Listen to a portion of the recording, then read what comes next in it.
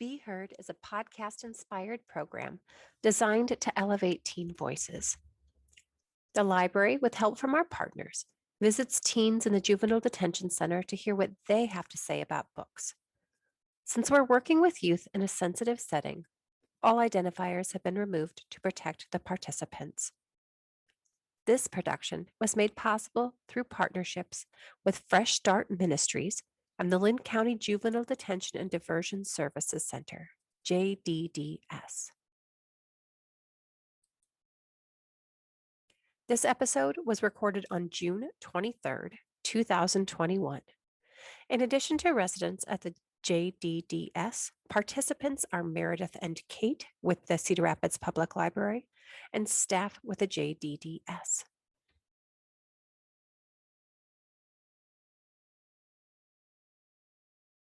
Do you want to? I know everybody has books that they want to talk about already. Not everybody, but a lot of people do. Do you want to talk about Dear Justice at all? Sure. First, I have a question. How many people were able to take a look at Dear Justice? Well, I already read it. I already read it like a year ago. I did? Oh, wow. I didn't because I went inside week, so I had to look too. You had a good one. I do the same thing when my books take off the cover. Were you able to get a copy of Dear Justice? I know it's about a boy. He never got one. I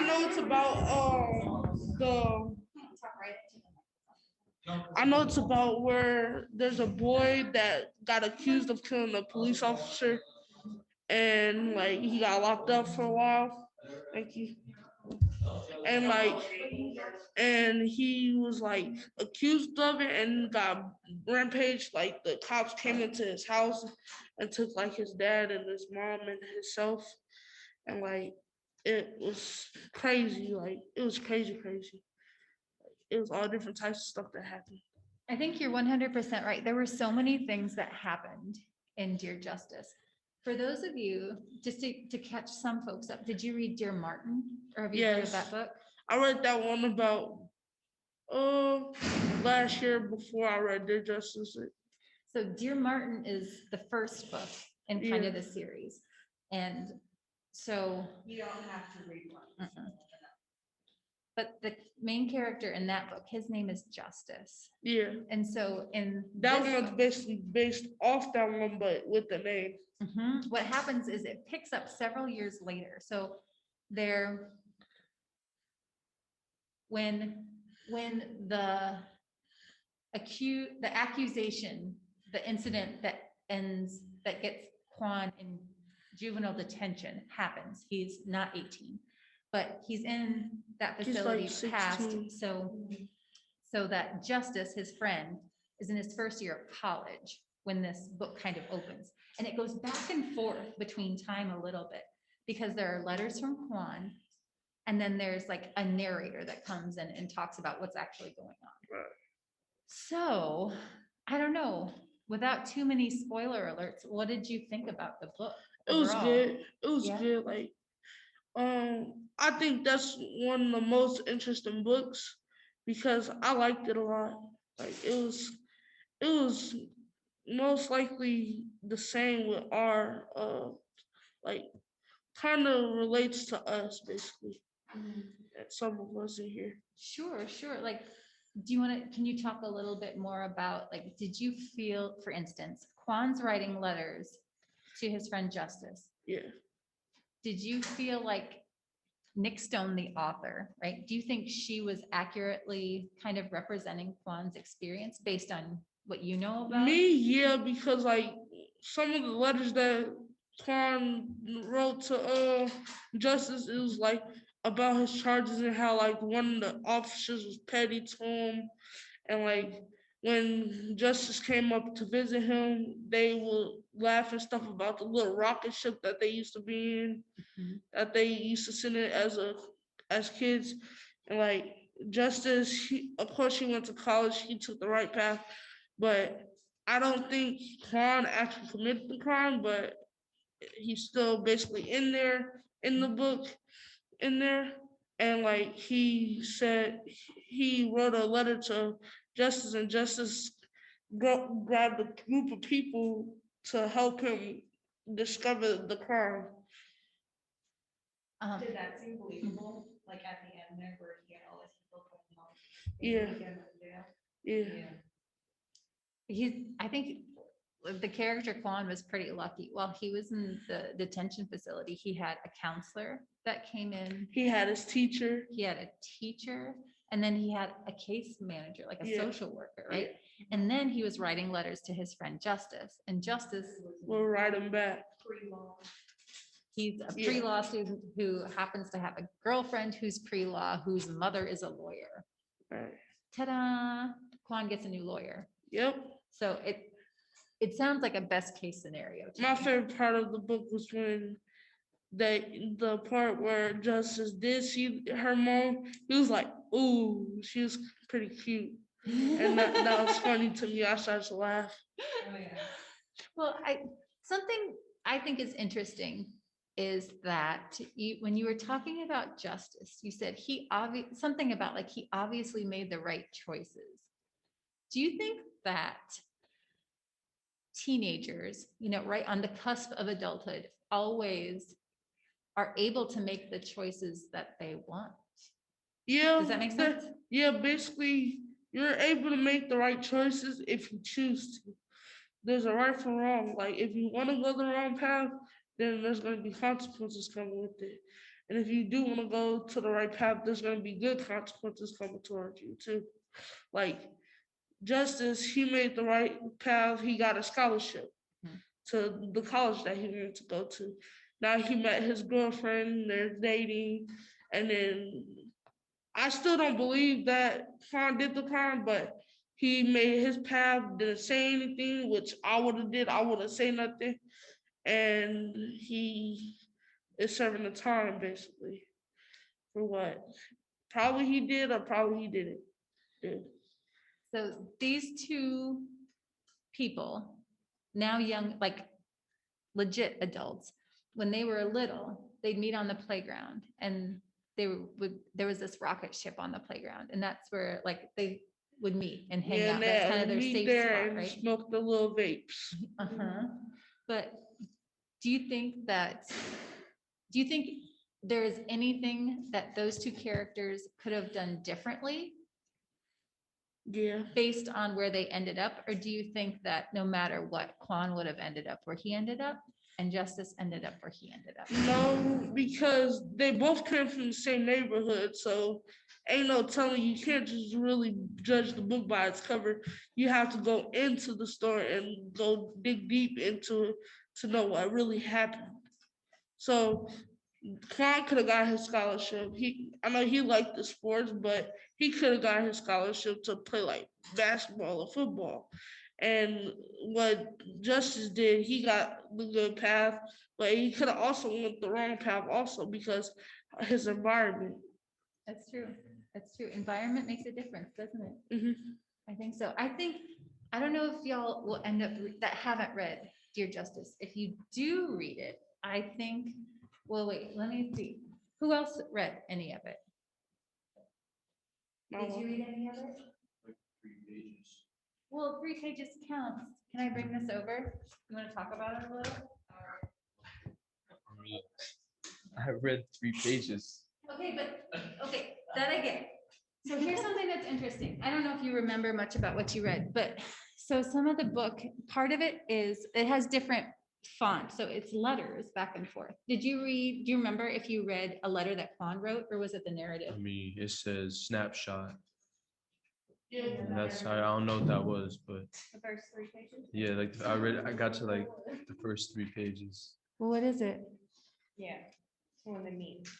Oh, okay. So, let me see. I'm gonna relive this moment because it was a while. She read on a plane. I did read it on a plane. Let's see. Okay, so this is about Quan deciding it was time to leave. So he's pretty young, I think, when the book opens. Do you remember about how old he would have been there? 9 or something? So he decides, decides to leave as a 9 or a 10-year-old. He's got a little sister and a little brother that he's afraid to leave behind, right? And then Cause her, cause his mom's, boyfriend. you remember so much about this book. I love it. So from those 3 pages, I know you didn't read more than 3, and that's fine. But my question is, why didn't you? I mean, I don't know. I wasn't into the book. Well, I think that's interesting because when I read that, I was like, oh my gosh, this child wants to run away, but he feels like he's so like responsible for these little people. Like, what's even going on? And you're like, no big deal. I mean, I'm gonna pick the book up sooner or later and read it. Well, it's just interesting. And this kind of goes back to the difference between like what a 40-year-old woman reads in a book and what a young adult reads in a book. Because I'm like, that's as old as my oldest son. I'm like, if my 9-year-old wanted to run away, like that strikes the like fear into my heart. Like I was in it, right? So there wasn't anything that was too exciting about that made you want to keep reading. Are you interested to know what actually happens to him at this point? If you want the truth, Yeah. it was like 12 o'clock at night. So So you were ready for bed. yeah. Well, then So I my just got done reading one book and then I picked that one up. ready for another. Okay, so I'm going to ask one more question about Dear Justice though. Based on what we've all talked about so far, do you want to read Dear Justice? I mean, I was gonna read it regardless. Okay, so I'm going to give you no spoilers. I mean, you say There's what you spoilers. want, I'll forget in 20 minutes. All right, well, that works great. Tell me, do you mind? What were you reading right before that? Alex of Proximity. Oh, what is that? It's a book about this girl. She was in DC, and she moved to Cali with her dad. Mhm. And then she was talking to this dude online, and then he ended up living on the same block as her dad. And she went to California, got a job. Her like boss, coworker at her job, she hated him. But short story short, the dude she hated was her little boyfriend online. So like they hated each other. And then the dude online didn't know it was her because he wanted her to come to California. And then because she told him that, his dad lived there, her dad lived there. And then she went. And then they hated each other.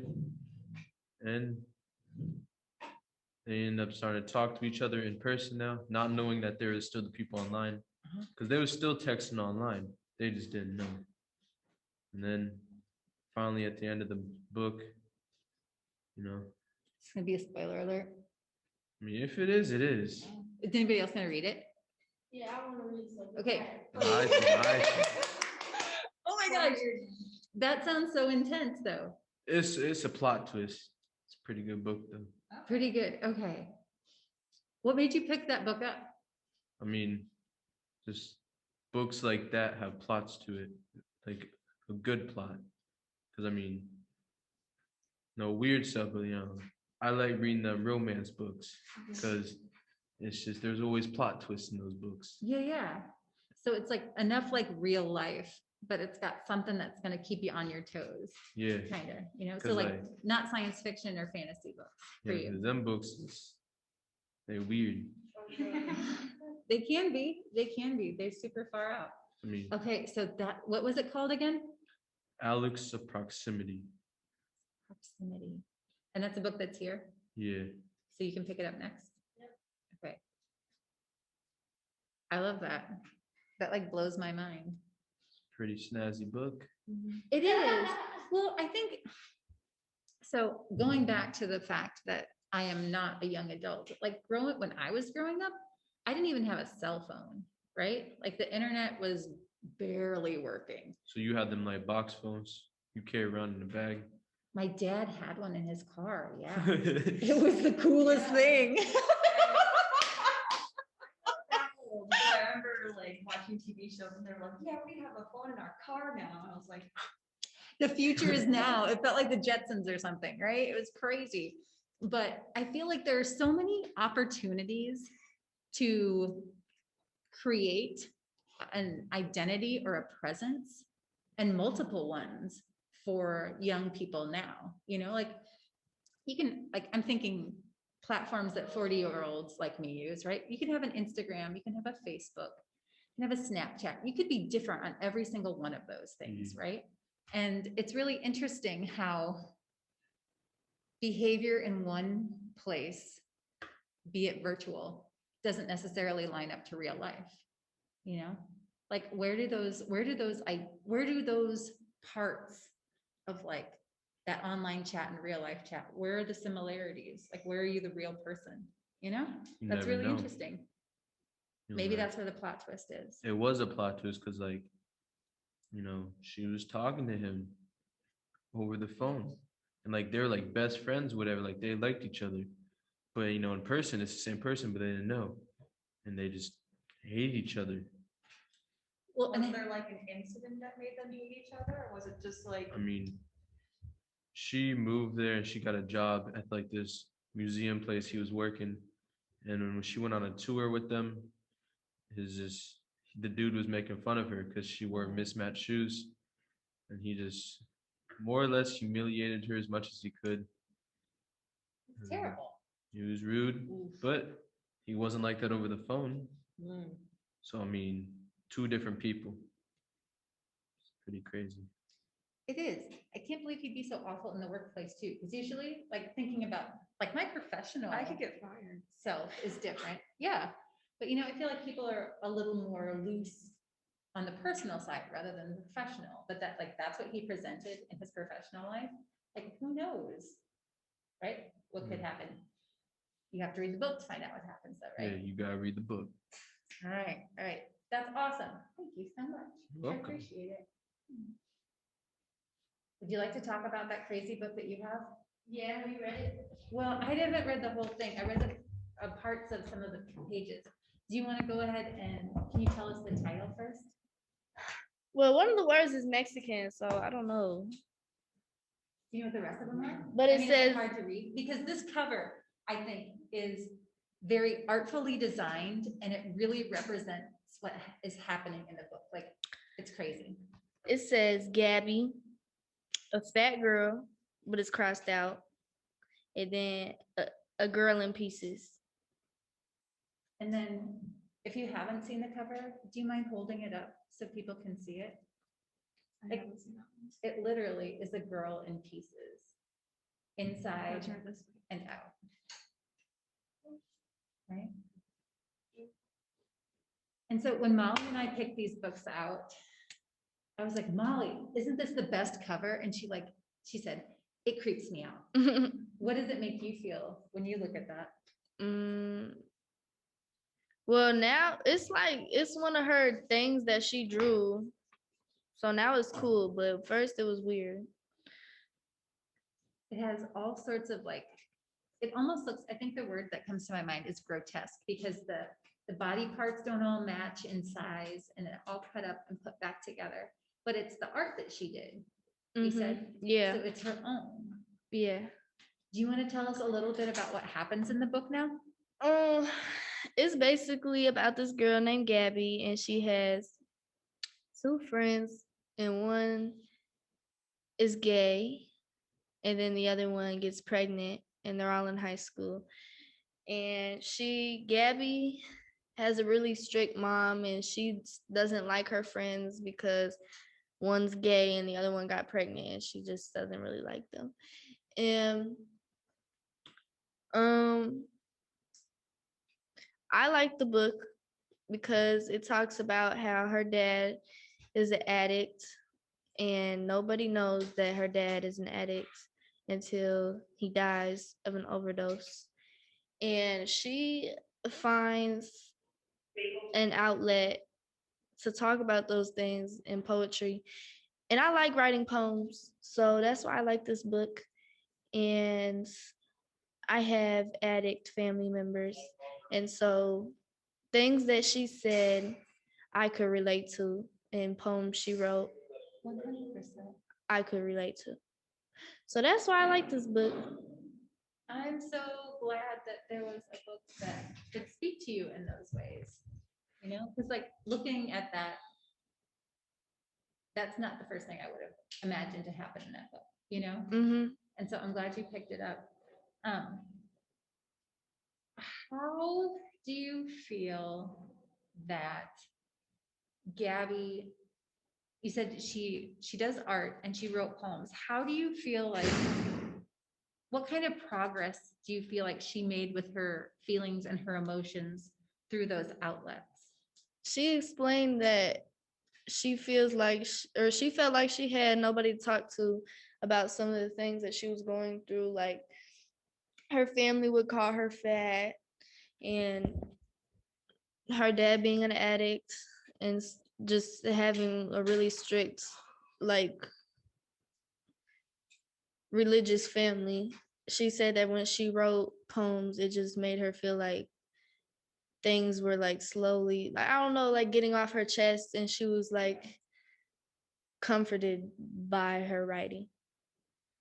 It sounds like, you know, her mom was inaccessible.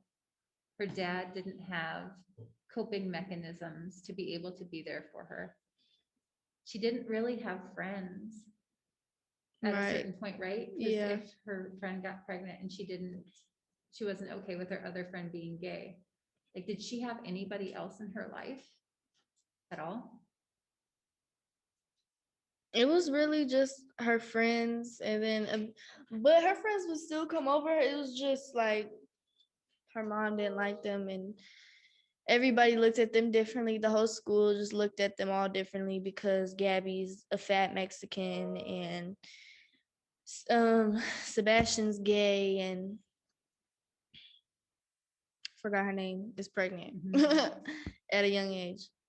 So I don't know. This book is really just like real life scenarios, stuff that really happens. And I don't know. I just couldn't, at first I wasn't gonna continue to read it, but I like poems, and she wrote poems, And they took you through. and they were poems that I related to.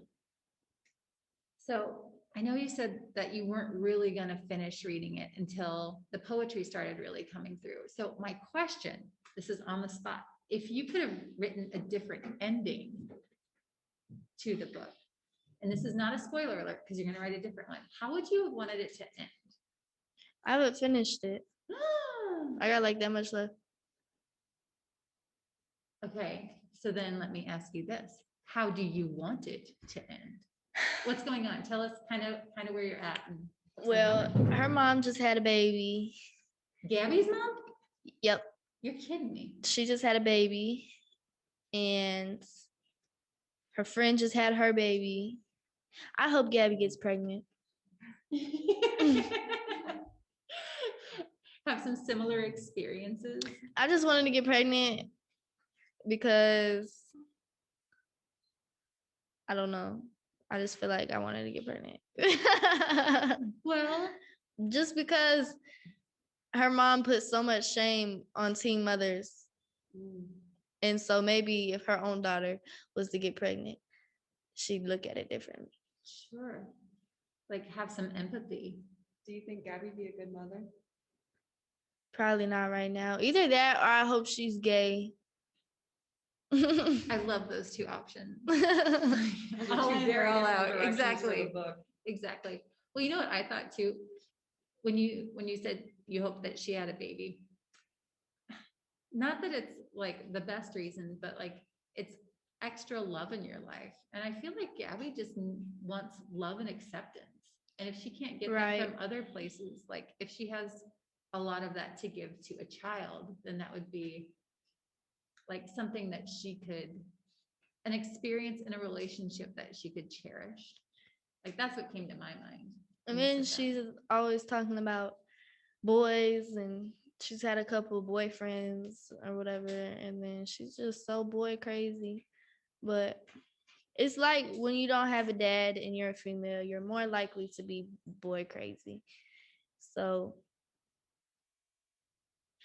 but I wish she wouldn't keep trying to have a boyfriend. Yeah. because that's what I do. I keep trying to have a boyfriend. And and well, not no more. I don't need no boyfriend no more, but I used to be like that. I always felt like I need a boyfriend. And then I realized I don't need no boyfriend. So maybe some self-love. That's what I want this book to end with, is her loving herself, because she just thinks she's so ugly and so fat and she needs a boyfriend. And I hope she finds herself. And I hope she has a baby. All in one. Has she tried to do anything with her poetry and art? Like, has she like tried to submit them places? She went to a poetry thing, whatever they got, a little get together, and people liked her poetry so much they bought it for like $150. Oh, cool. Because that could be some self-love, is having other people be like, yeah, your stuff is really good. I want to take it home. Yeah. It's so complicated too, because a lot of times I feel like you have to kind of separate yourself from people and situations to be able to find that place where you can honor yourself. Like if she's around her mom all the time and her mom's calling her fat all the time, there's no way she's gonna be able to, find her center and find her grounding. Right. But she just goes and eats a bag of chips. Me too, though. So There's a lot that can be said for a bag of chips in the right situation. No jokes. Well, I love that. I love that final answer, self-love. I think that's very wise and spot on. Indeed. And so what I'm gonna do is I'm gonna let you just start talking about concrete roads, and I'm gonna pass out the rest of the books. So you can tell me, you can start talking right now. What do you think about that? It was good. So like basically Concrete Rose is about, to me, the Bloods and the Crips. And when they have their own mindset where they believe that they should go against each other. So the most part I like about it is because the main character Maverick, he's a Kingslord, and his mom has a struggle because his dad got taken out the house for cocaine being all through the walls in their house. Oh my goodness. So that's when I was like, dang, that's kind of sad. And that's when like that happened, and then like I seen that Maverick got caught up with selling dough and stuff with his big homies. And like he got in trouble by the big homies, but only one of the big homies knew, and that was Dre. Actually, to Dre, which is his cousin, and Sean, which is like a brother to him. And like I thought it was cool because I'm all about like violence and like Yeah. violent books, but it was a good ending because, but not almost a good ending because Dre had died in front of Maverick's house, and then Maverick would go and visit his place, and then when Maverick found out who it was, it was Red in the book, and like he know where Red does his like table shopping thing. Like he works outside basically. Like he'll have a table of different stuff and then sell it like a garage sale basically, but in different areas. And like so he went. It was like around a park, and then he had his Glock that King gave him, his friend, and then he pointed the gun to the back of Red's head. And when Red killed Dre, he took his watch and like his money and his drugs. And that's when like Maverick got back his watch, his cousin's watch back. And that's when I was happy that he got the watch back, but I was really happy that what he was doing to get it back. And like his old girlfriend Lisa, they had a baby together when they was broken up, and before that he had a baby with a girl named, I forgot her name, Aisha or something. Like when Lisa and Maverick broke up, that's when King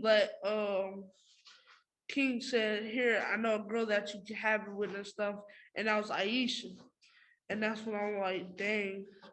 And that's when they was only like on a break. Like they got into an argument and they stopped dating for a little bit. And then like it's kind of like you stop dating your boyfriend or girlfriend and then y'all come back on. And like he had sex with the girl and then that's when like the condom broke and then he had a baby with her. And then after a while, Lisa had got her new boyfriend named Connor at her Catholic school. And then like Maverick loves Lisa, like I could tell a lot because he like his first baby, he'll talk to him about, and he named the baby 7 after the number 7 because it's a perfect number. And he will talk to him 7 about, because 7's still like probably 1 years old probably now. And like he talked to him and said, "Man, I love her and stuff," like basically. And then like he always think of her everywhere he goes. And then like they had it in Lisa's house while her mom and her brother went back to college, and her mom was at work. And then that's when like he had to climb out the window when her mom came back. And then like it was chaotic because he has 2 kids at the age of 17, and one's still in her belly, and it's a girl and a boy. Cause 7 is the boy and the girl, I don't know what they're gonna name her. Yeah. It sounds like it was Jan. Yeah, it was Star. Cause he said, here I can go back to the thing. He said, creator, hold on. He said, Lisa rests her head against my arm, and it was like we just created our own world where it don't matter that we two kids who don't know what the hell we're doing. All that matters is us. I look up at the sky, it's pitch black, and yet that something somehow make the stars shine brighter. Hundreds of lights in all that darkness. Wait a second, a light in the darkness. He smiles. Well, it says I smile and I look at Lisa, and he says, "I think I got a name." And then I think they're gonna be naming her Star. Beautiful. Yeah. It's like goosebumps. So would you rewrite the end any differently? Nah. That's pretty good. I think she nailed it. Yeah. Well, that Other books recommended from this session were The Renegades, first in a series by Marissa Myers. The story of 2 young, hopeful, exceptional humans trying to restore peace and justice to the world they love that has since been destroyed by villains. And also The Chronicles of Vladimir Todd, your regular, everyday, average teenage vampire. Aside from being a vampire, Vladimir is a normal teenager confronting real things every day and overcoming them in extraordinary ways. Thanks for joining us for this episode of Be Heard.